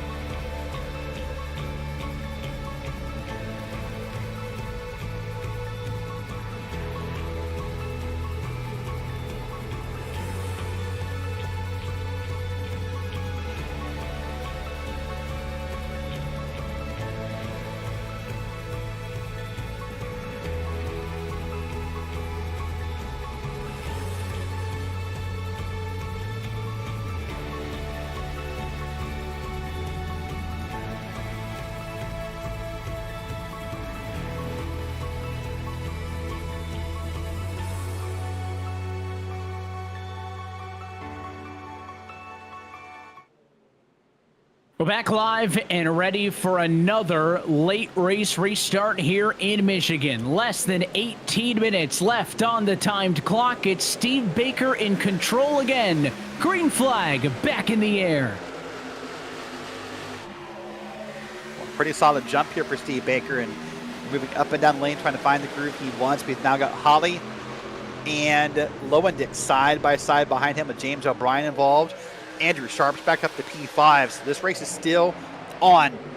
We've got about 16, 17 minutes of racing left here on the clock, and these guys are going to be full throttle because gas is no longer a concern. They are good to go to the end. Nobody at the back came down for a strategy decision. Most of the trucks in the rear were down for repairs. You're looking off of the bumper of your leader, and that is a whole lot of the 13 at Ted Lowendick, who leapfrogs Lowendick off of the restart. Lowendick leapfrogging Holly, that is. He goes up to the number 2 spot. Holly's in third. Robert Barney all the way to the outside. How about the 26 truck? He's been quiet tonight, but wants to make some noise here late. Almost got the feeling Lowendick was trying to give the draft there to Baker, almost as if a way to push him out front, whether it be to kind of get him maybe too fast in the corner and kind of lose that momentum he wanted, or whether it be to kind of push him too far out so the draft would suck him back in. I wasn't sure, but it felt like Lowendick was pushing Baker there for, I guess, ulterior motives. Boy, look at this, 3 wide, almost 4 wide racing. This does not look like it's going to last forever, Evan. Shades of Talladega, and we know how a lot of those super speedway races come to an end outside of the plate track in Talladega that we open the season with. This is the biggest oval on the calendar for the SimGamingExpo Truck Series. 3 wide. Make it 2 sets of 3 wide. Now lane to the inside. Big block to the bottom. Sideways was James O'Brien in that dark red and blue truck as he shut the door. Lane tucks in line. All of that was for about P7. They're also 3 wide for third on back. It's in the middle. Andrew Sharp. On the outside is Baker. Lone truck there on the inside, the 4 of Bogue. He's now joined by the 56 truck. Here comes Richard Regan Jr., involved in a moment early in this race that set him back in traffic. He is back in the conversation, but look at that shot to turn 3. And remember, not the last question before, I said, hey, remember I'd say if you're Richard Regan back in like 29th, why would you not pit? That means he went from 29th to 7th in about a restart here. That's how this race is moving, and there's still, boy, this is going to get ugly, I think, before it gets prettier. This, wow, Regan's now pushing Reese Bogue. There's a team owners working together, trying to get around this track. Ooh, buddy. This is, again, a bookend to the season. We started at Talladega 3 wide. We might finish at Michigan 3 wide. Oh, and they're door banging right now. They think it's coming to the checkered flag this time. We've still got 14 minutes, 20 more laps under green. Can they make it last that long? Lowendick into the outside wall. 13 got stuck on the fence in corner entry. It took all of the momentum away. He'll slide to P6, maybe worse, as that really hurt him through turns 3 and 4. Up front, Bradley Holly leading his first laps of this race, but has got a lot of race trucks continued behind, and here comes Regan, trying to find an astounding 7th win. He's in the middle. Contact behind. That's Morgan up into the door of Steve Baker. Boy, and if you're Bradley Holly, you kind of get to have the best option here because you kind of get to control this draft a little bit. You can move up and down. You can give it to Andrew Sharp. You can give it to Richard Regan. Well, you could have given it to Bogue, but he's now fallen back. So if you're Bradley Holly, you kind of get to control this run a little bit. But here comes Regan. Here comes the dominant driver of this league. He's going to try and make a move. It'd be Holly at the line. But boy, from back to front is Richard Regan.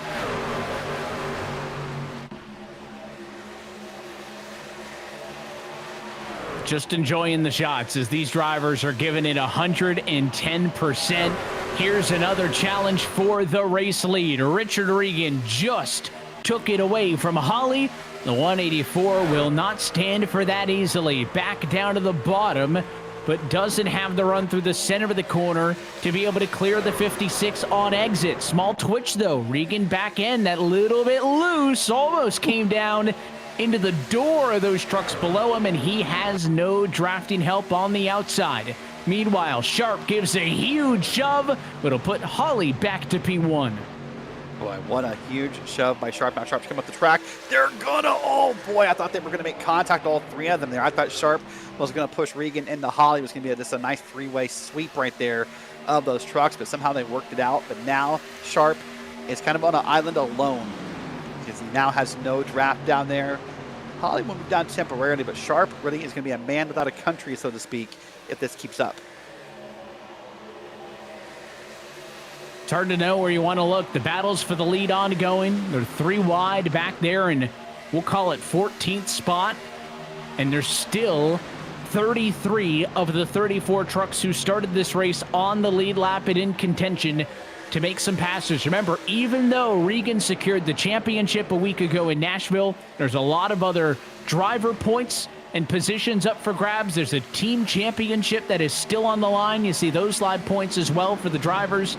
In the top right corner, Holly, Lowendick, battle for second in points. Where is that going to shake out at the end of the night? There is a lot to play for as we are almost in the final 10 minutes of season 1.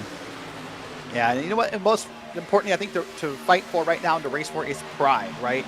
Say, hey, I won the finale for season 1. I will come in season 2 with the momentum of being the reigning race winner and carrying that momentum and carrying that pride, that happiness, that celebration into the new season. It's going to be a wild season full of tracks. We're going to go places like Pocono. We're going to go to Lime Rock. We're going to go to Indianapolis Raceway Park or Lucas Oil, whatever we're going to call it. We're going to go to the Milwaukee Mile, and so many different tracks in season 2. I'm excited for it. It's only 2 weeks away, but we still got to solve this right now. Can Bradley and Holly hold on? Under attack from Mr. 5-time Richard Regan. Under attack from the 2 truck of Steve Baker, and many, many others here with almost 10.5 minutes to go. Clock is ticking. Opportunities going to fade away, and these trucks, by the way, as these tires wear, only going to handle worse and worse as this race goes on. So when is the final move for the race lead going to be the race-winning move for the number 1 spot? Does it happen now as it is on the bottom? Regan clear for the lead, up in front. Lap traffic gets a bit of the toe, dives down to the bottom. Could that be the final pass for the win? Does it happen on the last lap of this race? So many uncertainties to be decided. And oh yeah, 3 wide back there for 20-something spot. They are aggressive all over the racetrack. It's the Prophet of Python 6 of Williams. He is leaning on Kyle Dewey. Dewey in the middle has to get out of the gas there because Brandon Walter lost a lot of speed. You're right. They are racing everywhere. Every race on this track is like it's the race for the lead. As we move now close to the middle of the pack, there's James Morgan. There's Ted Lowendick. There's Mark Kalin. There's Jeff Evans back there. Robert Barney, I believe, up top. A few others. That's the battle going on. And then you got the battle up front. You see right there, Richard Regan trying to pull away from Bradley Holly, trying to pull away from Steve Baker and James O'Brien. It's a very interesting dynamic here. You got Regan and you got O'Brien. They're working together with Regan Bogue. You got Baker and you got Holly, who are working together down there with Whataback Racing in some form. Maybe not direct teammates, but definitely alliances between some of these teams. So did I just see Richard Regan snake the field? Or did we move to IndyCar and I didn't know it? What did you see that? High speeds, big draft. Richard Regan does not want to give any more draft to those drivers behind. So move over Indy, call it the Michigan International Speedway, where these drivers are serpentining, trying to break the draft. And these NASCAR trucks, you don't really see it on the front stretch. They all follow that gradual curve. They put it right on the white line, not below it. Let's see if Regan does it again down the backstretch. Yeah, he'll dive low. Does not want Holly to be able to suck that draft up. Breaks the toe for a bit. Pulls back up in line so he can get his arc down into turn number 3. You know, what I've never quite understood about the whole serpentining idea, and it's difficult for Holly. He doesn't really have a teammate behind him or a draft mate behind him that close. But I would let Regan serpentine, and I would stay in the draft. And I would just catch him. The serpentining thing, yes, I know you're not getting the draft off of Regan, but if I had O'Brien, Baker, or Sharp behind me, I would just sit still and let him fall out of the draft. Sometimes I don't understand the chasing the tail of the dog idea that they do, but there's chasing something in 3 wide. There's a truck way out of the bottom because there's now some wall contacts and door banging going on. That was Zachary Burnt possibly I saw fly to the bottom of the track and come back up. But look at this. There's Low and Dick. There's Bogue. There's James Morgan. 3 wide. This back here is for P6 on back. And again, these trucks going to handle worse and worse with each passing lap.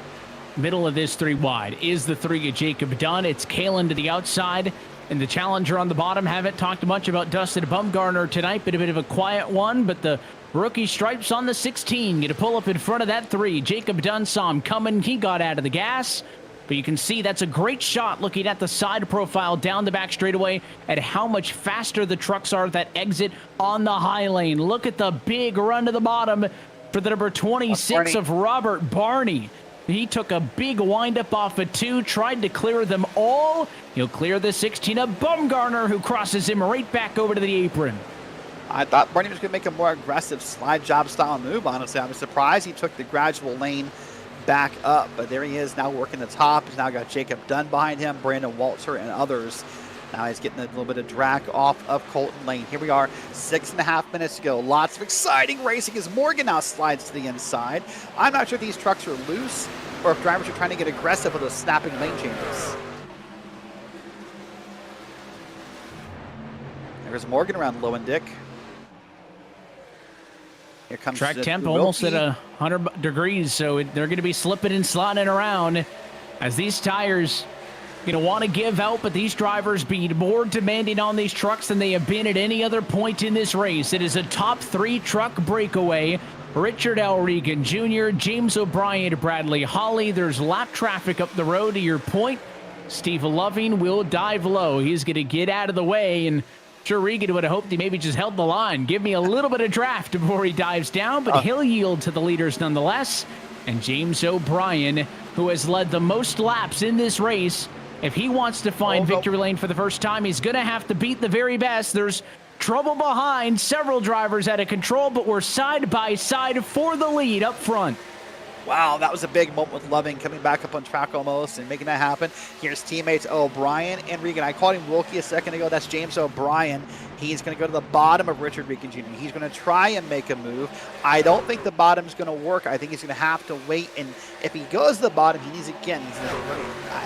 I know we overuse the term slide job, Evan. I know it's been this kind of a meme of a term. But that's what you got to do. You got to get down there, make the pass, and get back up. You cannot hang on the bottom, I don't think, with the way this track is racing.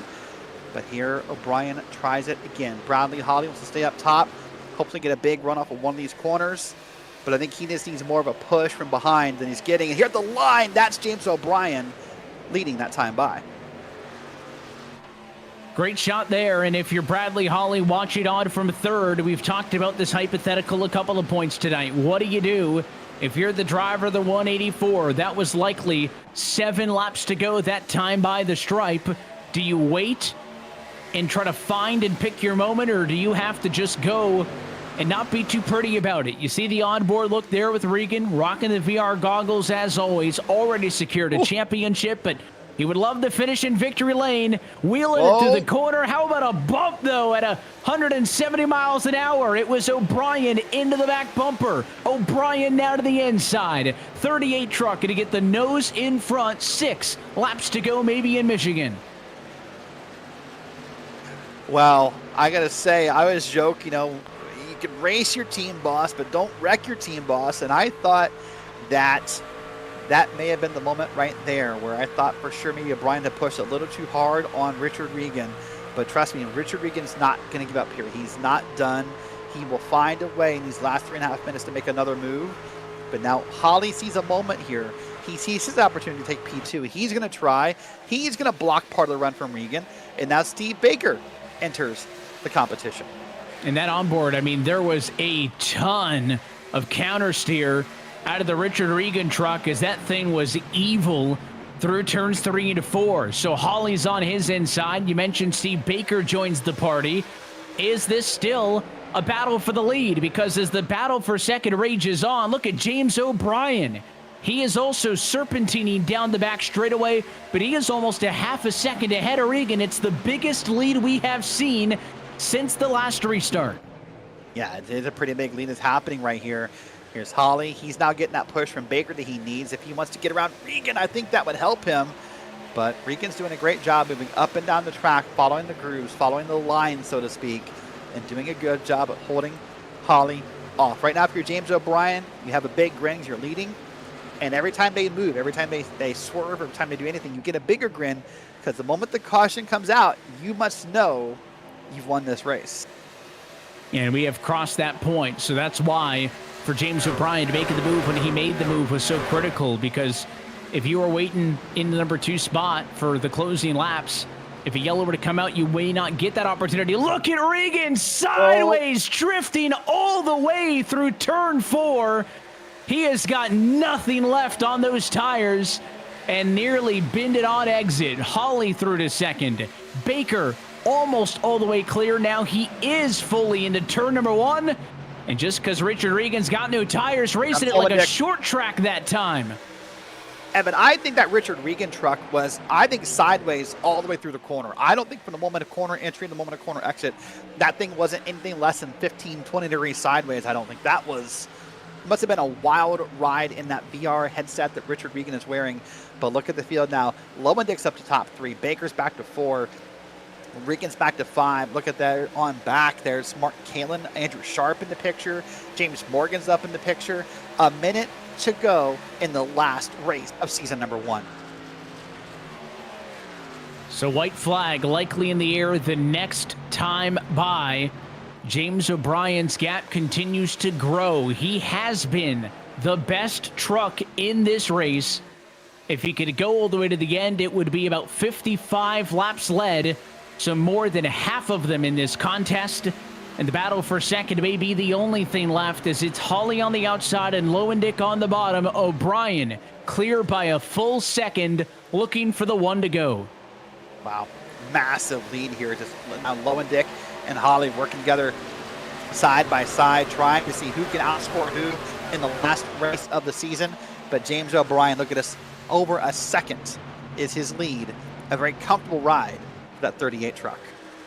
It's been a little bit over a month and a half since we've seen a different race winner that was not Richard Regan Jr. Your champ has been dominant, and now a new name to be added to the list of race winners in Season 1 of the SimGamingExpo Truck Series. What a showing for James O'Brien. Qualifies top 5, leads the most laps. It's race win number 1. James O'Brien, winner at Michigan. Whew. And you can breathe. That was tense and exciting and awesome and side by side and everything you could ever want out of a race at Michigan. And we mentioned that Season 2, I know we just finished, 20 seconds ago? Season 2 is not that far away, and that was the point I brought up at the start of the night. You know, there is no off-season lull. This meant something for different positions in the driver's points, for different positions in the team standings, but for confidence, for momentum.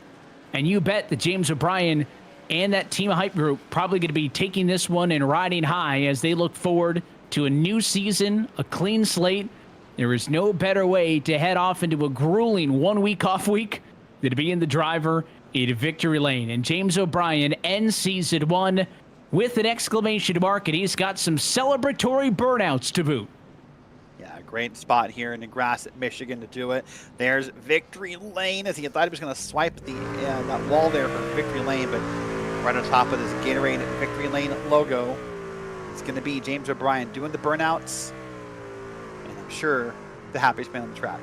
One of the few places on the sim where you could actually do the burnouts in what is branded still as Gatorade Victory Lane on this scan of the Michigan International Speedway. They set up the photo opportunities in the stands right there on the front stretch in plain view of the fans for celebrations, and that is an iconic iRacing Michigan moment as he parks it on the front stretch in victory lane. Well, let's take a look tonight as we look to wrap things up at our full race results tonight here from MIS. James O'Brien and Team Hype get the race win ahead of the pair of Whataback Racing trucks in Bradley Hawley second and Ted Lowendick in third. Steve Baker led a couple of laps tonight, and he had a shot at it. He'll come home fourth. Richard Regan Jr., an up-and-down night, ends, I think, with a well-deserved P5 for the champ. Andrew Sharp, your highest finisher to not lead a lap in this race. He's sixth. It is Mark Kaland behind him in seventh. James Morgan, big gains. He's up 9 spots to finish P8. Ninth goes to Jeff Evans, and Robert Barney rounds out your top 10. Next in P11, up 21 spots is Thomas Sink. Then followed by Reese Bogan, P12, Brandon Walter in P13, Kyle Dewey up to P14, with Jacob Dunn up and down the field tonight. He finished P15. Colton Lanes in 16th, with Nicholas Schwartz in 17th, Dustin Bumgarner 18th, and then Nicholas Hunter and Evan Williams round out your top 20. Continuing on through 21st position, it goes to Mr. Doug Evans. Just a quiet night for him. Mike Toomer Jr., 22nd. Matt Scherf, 23rd. Zachary Williams, 24th. And Matt Gagnon, 25th. Stacy Hunter, 26th. Jacob Watson, 27th. Nick Seraph in 28th position. Brian Topin, 29th. Blaine Adams in 30th. And then to round out the field tonight, Drew Wilkie, Zachary Burnt, Steve Luffy, and Brett Adams. All 34 trucks who took the green flag make it to the end of this race. Well, let's head into the Riga de Bogue Motorsports post-race show. It's brought to you by our friends at Riga de Bogue Motorsports. Speed is just the starting point. Success is built through discipline, focus, and development. At Riga de Bogue Motorsports, RI Racing coaching is built to develop winners. Through one-on-one training, we focus on the fundamentals that turn fast drivers into champions. Smart racecraft, disciplined decision-making, and pressure-proof performance. This isn't about chasing quick results. It's about building the foundation for lasting success. Riga de Bogue Motorsports, developed for wins, built for championships. Well, it looks like the bulk of our top drivers are ready to chat with us. Let's start with the man who we just saw doing the burnouts at MIS Victory Lane. James O'Brien wins in the Irish Hills of Michigan. Race win number 1 for that team on this SimGamingExpo Truck Series. And James, congratulations. It's a well-earned result. You lead the most laps. You had a very good truck all night, but it was not as easy as it may have looked in the final 5 or 10 laps when you pulled away. Late race restart really spiced these things up. Yeah, I wasn't a fan of the yellow. I kind of wanted the race to go green the whole way. I would just sit back, relax, let people burn their stuff up, and I seem to be one of the only people to handle the bottom line of the track. Maybe 1 or 2 other trucks. One of the RBM guys is running it too, but I really had it locked down. But at the end, Richard knows all my tricks. He made it really tough for me. I know he had a little bit of damage he sustained, but he said he was driving the hell out of the truck at the end just to try, you know. But yeah, it was real hard. When I saw them all fighting 3 wide behind me, I knew as long as there's not a yellow, I'll finally get my truck win. Did the end of this race feel different? Did it force you to drive differently? The fact that, you know, early we have all the green flag racing, basically up until the yellow, it was almost a second entire run. So you've got worn out tires, you've got the ability to kind of control your pace, and then you don't know what we're going to get, right? Is it going to be 5 yellows? Is it going to be none? I mean, how much uncertainty was there? Did you have to tweak anything in the late race, knowing that there was so much that could kind of get messed up and go wrong for you? Not necessarily. I had it in the back of my mind, like, man, we're going to have cautions breed cautions, but I just set out, I said, you know what? I just got to keep my head down and race. I can't let that change anything, because if we do go green and I'm putting around on the track and I drop back to 10th, then I'm in big trouble. So I just did what I did on the first run, let a few trucks pass me. I've been doing that all season, and it doesn't really work. And sometimes I'll drop to like 25th, and then I'll fight my way back to 8th, and it's just no fun. But this time I kind of managed that. At the last run, though, I was pushing a lot harder and managed to like try different lines out. That worked really, really well, but I was comfortable in the truck all night. I was able to slide it, have a lot of slip angle in the truck, and I don't know how wild it looked on camera, but it was so easy to drive that truck. I could have just kept going another 100 laps. Well, we mentioned, this is the end of the season, but it wasn't a lull in any regard because season 2 going to be coming at us in just 2 weeks' time. So we thought, there were driver points positions up for grabs, team, standing still up for grabs, but really a lot of momentum, right? I mean, it's not like the season ends and you go into 2-3 months of blackout. We're going to go right back in this. Does being able to end this season as a race winner, being the 4th different driver to find a checkered flag this year, what does that do for you guys confidence-wise as we get set to wipe the slate clean and do it all over again? It's big. I struggled a lot early on.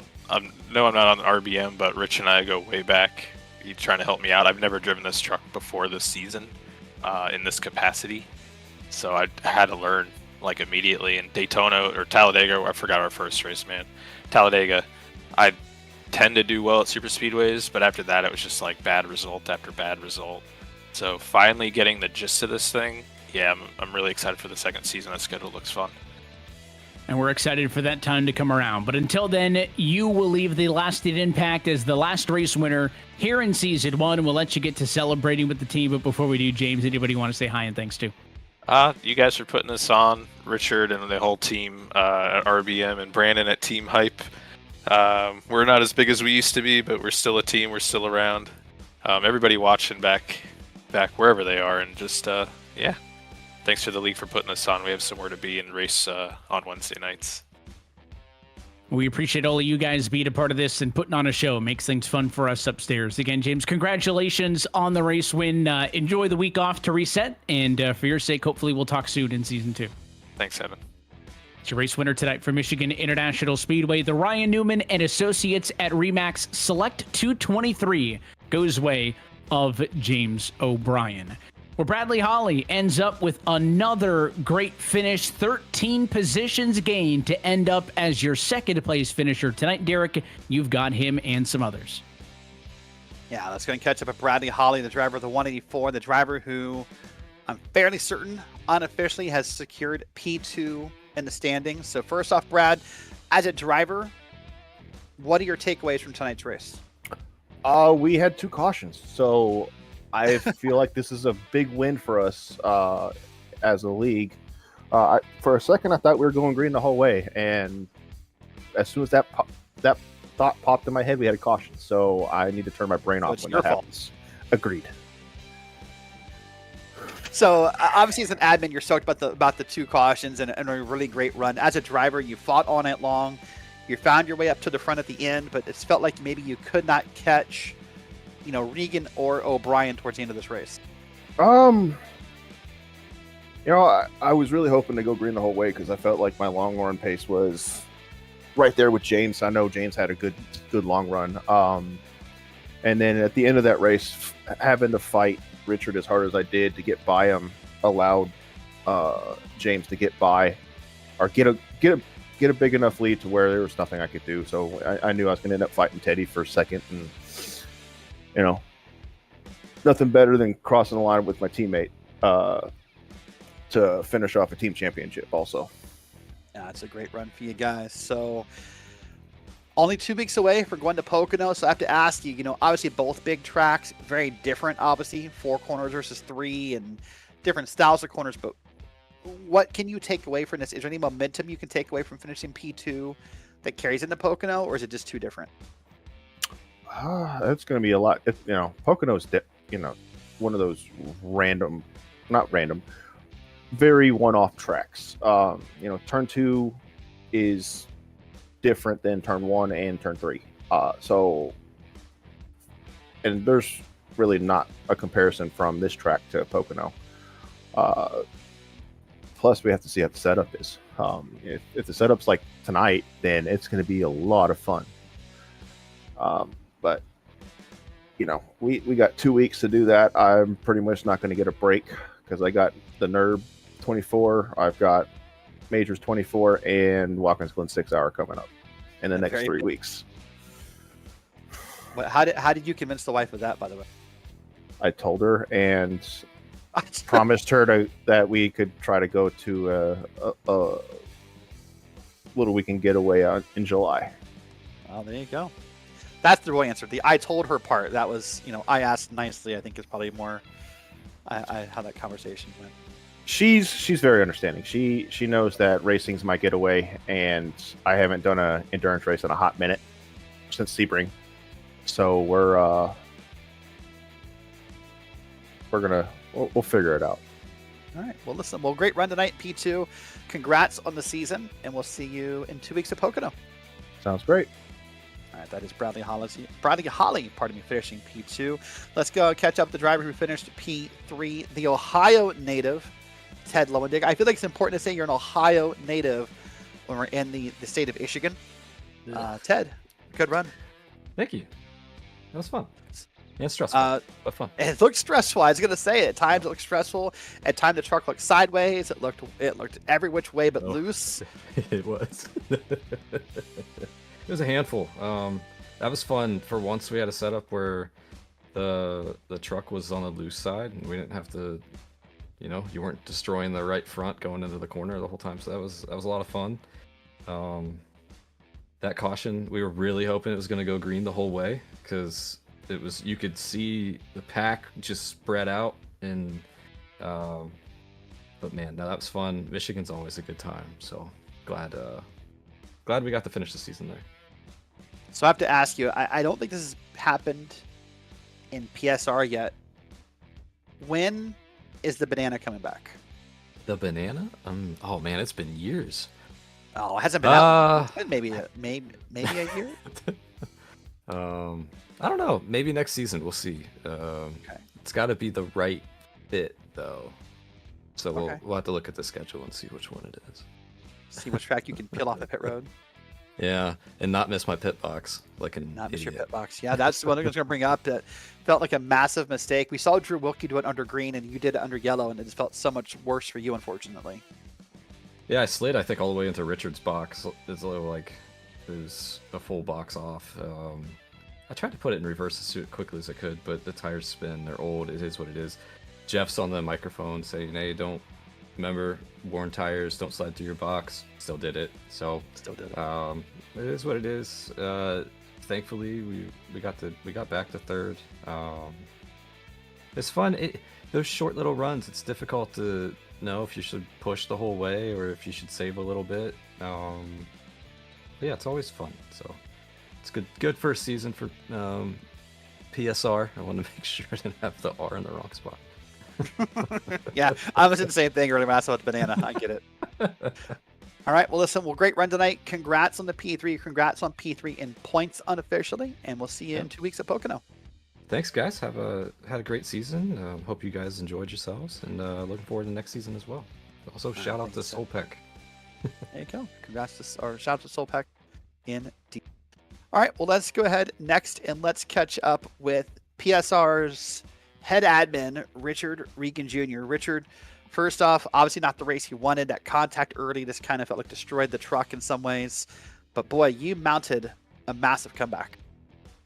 Yeah, just hard racing with Mark there. I don't think it was any of our faults, but it gave me about 30 seconds of damage in my left rear quarter panel. So obviously after that happened, I was just hoping for a caution the rest of the time, and we finally got it with like 30 minutes to go in the race. And I didn't know if I was going to have enough time to get as far up as I did.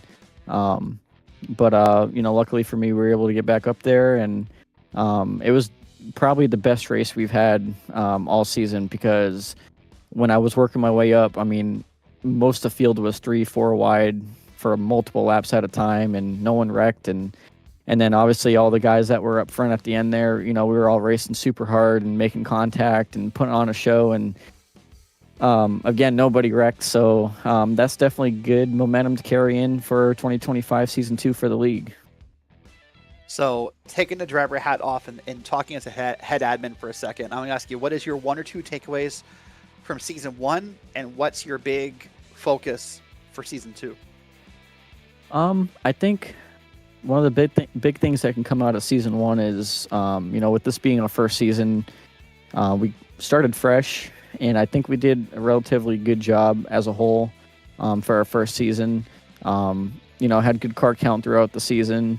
Races at the beginning were pretty ugly, but they got better towards the end, which is always a good thing. Obviously, the more people get used to running with each other, the cleaner it should get. So hopefully that carries into 2025 season 2. And yeah, we already made some rule changes for 2025 season 2, trying to improve the league based off of some feedback we've gotten from the drivers. And hopefully we just keep continuing to make good decisions and getting good driver count and good racing. So after this interview, we're going to put up the QR code. We'll put up next season's schedule so people can see it. But if you had to make a quick sales pitch to someone watching who's not yet part of PSR, who's not part of the SimGamingExpo Truck Series, give me the 30-second sales pitch. Why should someone get out here and want to race with you guys? Yeah, well, like I said, we're a startup league. Most of us come from a previous league, so we have some experience. But I mean, personally, for me, it's my first season doing it. So I think, like I said, we had a good first season. A lot of us race clean and hard and pretty much full fields every week. So if you're looking for a clean, competitive league, this is definitely the place to be. And especially with the Green Flag TV broadcast, it's a professional broadcast that you guys put on. So and then as well as the Sim Gaming Expo, our partnership with them, we're going to be doing a live race with them during the expo. So if you're interested in participating in that and going to the expo, definitely join the league and see what happens.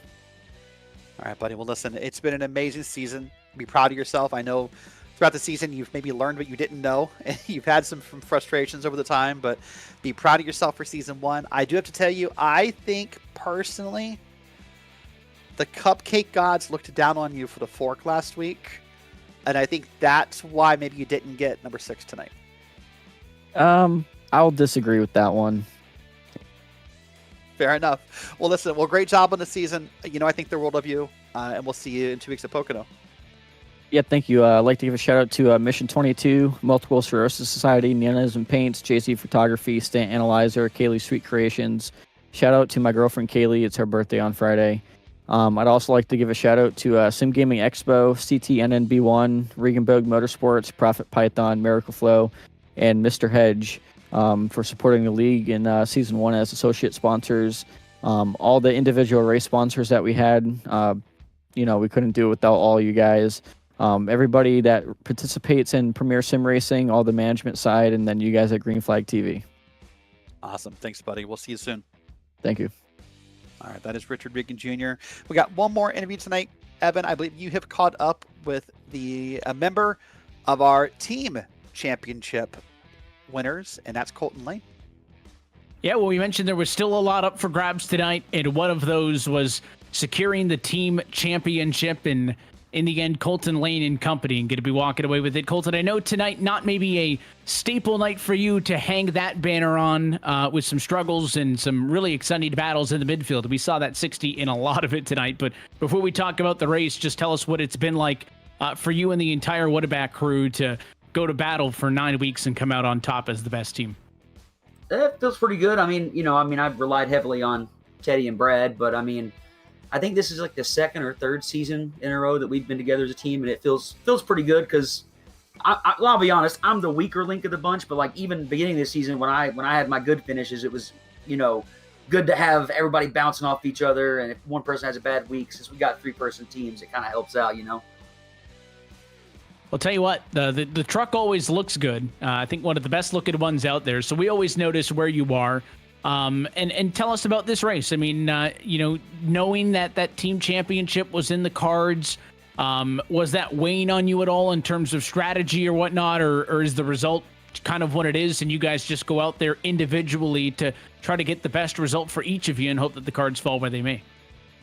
That's generally what we do, is go for individual things. But I think we had a decent margin possibly of error over the second place teams. I can't remember for sure, but if it was a close battle, I'm sure we would have paid more attention to it. I didn't think about looking at it, to be honest with you, but generally we'll just go out there and do what's best for each individual person. And then if it comes up that it's good for the team, it's good for the team, Well, you've got an important role looking forward to season 2, because now you guys have a team championship to defend. You mentioned leaning on the speed of some of your other teammates who, get great results in this race as well. For you, looking back on how you have been over the course of these last 9 weeks. What are maybe some goals or objectives for you to make some progress on as we head into season 2 and maybe look about seeing this 60 car up in the top 5 and getting a checkered flag? I gotta minimize mistakes and qualify better. That's a big thing for me. Is I don't generally qualify all that well, so I have to wade my way through some people sometimes, and it's hard in the truck. I'm not gonna lie to you. It's a battle out there. Every single spot you got to get out there, and then also tire saving has historically not been something I'm the greatest at. But I felt pretty good the night. Just kind of got mired back there in that last run. It's a good result in the end. You bring it home in one piece, and you guys are going to walk out of here with some hardware. We appreciate your time, Colton. Again, congratulations to you and the entire group on that team championship. Enjoy a well-deserved Wednesday off, and we're looking forward to seeing you guys back for the start of season 2. Absolutely. See you guys later. It's Colton Lane, one of the many drivers behind the Whatevac Racing team, as they come away as your driver champions for season number 1 of the 2025 SimGamingExpo Truck Series. And with that, Derrick, season 1 has come to a close. But if you've been watching from home and have enjoyed the shows, you want to get involved, now is the time to do so, because signups for season number 2 open soon. Yeah, they open soon. So please scan the QR code on your screen. Join the Discord. You'll be alerted when signups open. You can find different information about the league there as well. And boy, it's going to be great. I know you and I are going to be back with Dustin in the production truck, pushing all the buttons. A lot of these drivers will be back. And boy, look at this schedule, by the way. Let's go ahead and look at the schedule finally. We can officially reveal it on the broadcast. We're going to start at Pocono. We've said that already a couple times tonight. Then we go to Lime Rock. No chicane. By the way, that's going to be a blast watching those trucks get up and maybe catch some air. Go to Daytona, Old Ride Technology Raceway, Lucas Oil, Kentucky, the Glen, Richmond, the Milwaukee Mile, and we'll finish off in Darlington. That's going to be a wild schedule. Lots of different racing, Evan. If you are a specialist of one kind of racing, this may not be the season for you. Yeah, more diverse than what we saw in season 1. I think there's also going to be opportunities with both Watkins Glen and Lime Rock on there for some drivers who may do some other racing on the sim, GT cars or open wheel, and enjoy the road racing to find some success in these trucks. Now, NASCAR trucks on a road course is different than all those other disciplines, but this day and age in iRacing has a lot more, I'll call them multi-sport drivers, right, where you can do road and oval than in the past. That could be a huge opening for you. And while Darlington's it's essentially an intermediate, right? We'll call it that. There's only 2 intermediates on the calendar.